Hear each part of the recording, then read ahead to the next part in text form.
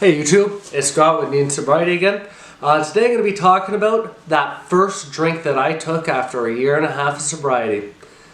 Alright, let's get into that. That was when the Addict came out. The first thing you do as an addict that comes out, you lie. What did I lie about? I said out loud.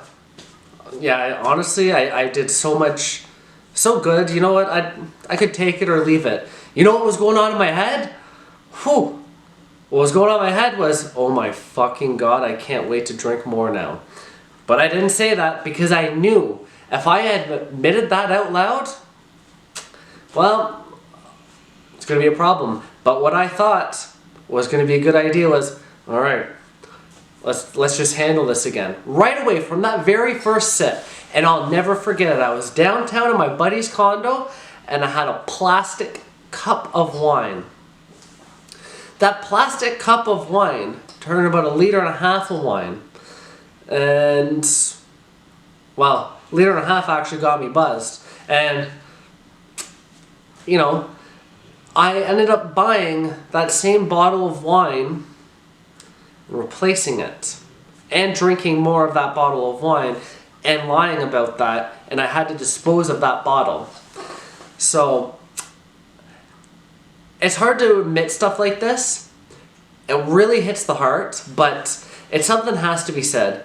Because I drank so much, so obsessively, to the point where it was just disgusting. And the lies that you tell. That's just as bad as being the addict and drinking, you know, lying. Right away, as soon as I had that sip, I lied. And that whole mental process was going in, okay, now we're going to trick them, now we're going to do this, we're going to do that, we're going to go for a walk to the grocery store, we're going to pick up another bottle, I'm going to replace that bottle so I can finish that bottle and have everything replaced and no one's going to know that I drank. That's when it comes to being honest with yourself. If you can't be honest with yourself, truly honest, what's the point? You know, and the thing is, I look back now, but I can understand that. Even now, like, I'll still have those days where I'm like, I wouldn't mind just fucking having a few and just pretending like I never did it. Or, you know, go drive by a bar and just go have a few, drive on home after a few, and just never tell anybody of it. You know, burying stuff inside of you is just, it's the worst thing you can possibly do. And that's what we do.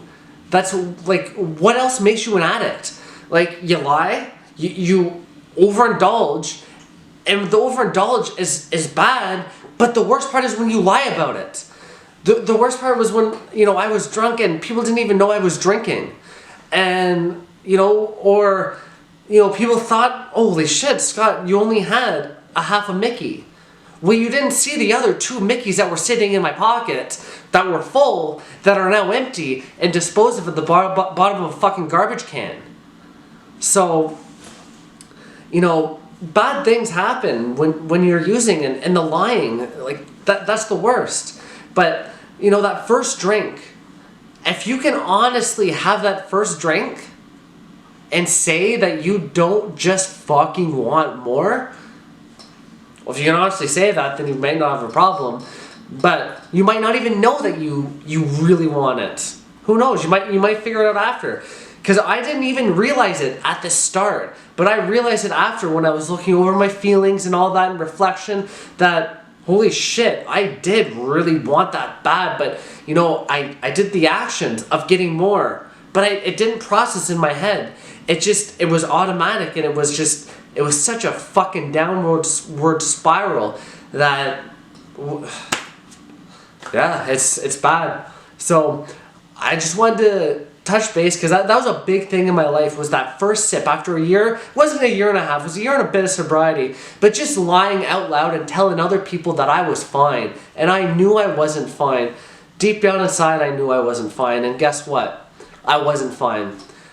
Full-blown addict again. So, you know what? If there's a lesson here, stay true to yourself. Stay true. If you have to, you know, call yourself out. It feels great. It won't feel great at the time, and I'll promise you, if you are a full fucking blown addict like I am, and you have a sip of wine or you have a sip of drink, and you're saying that you're saying out loud that you're fine, I bet you're not. And you're lying to yourself. So, I'm not going to tell you how you feel, but you're probably fucking lying to yourself. So, I'll stop this video there. My wife's coming home, and yeah, she's stuck in traffic. So, good old commute from Pickering to Etobicoke. So, I just wanted to say all that, and thank you for listening. And you know, really, it's a big thing being true to yourself, and I hope everyone can just do that. So thanks for listening, and all the best in health and sobriety.